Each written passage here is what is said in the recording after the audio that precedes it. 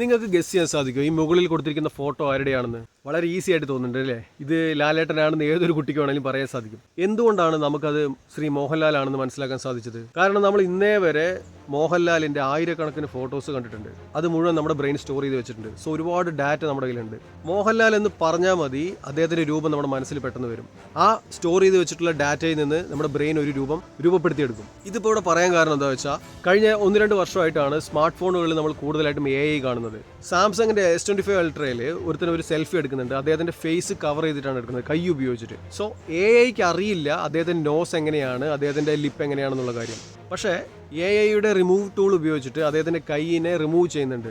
വളരെ ആക്യുറേറ്റ് ആയിട്ടാണ് അദ്ദേഹത്തിന്റെ നോസും ലിപ്പും AI പ്രെഡിക്റ്റ് ചെയ്യുന്നത്, ജനറേറ്റ് ചെയ്തെടുത്തത്. അതായത് ഏകദേശം ഒരു 90% ആക്യുറേറ്റ് ആയിട്ട്.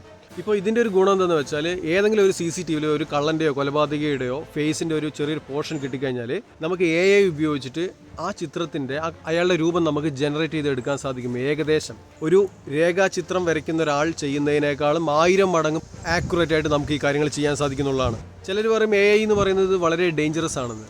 എന്തൊക്കെയാണെങ്കിലും ടെക്നോളജി എന്ന് പറയുന്ന സാധനം പോകുന്ന പോക്കുണ്ടല്ലേ നിങ്ങൾ?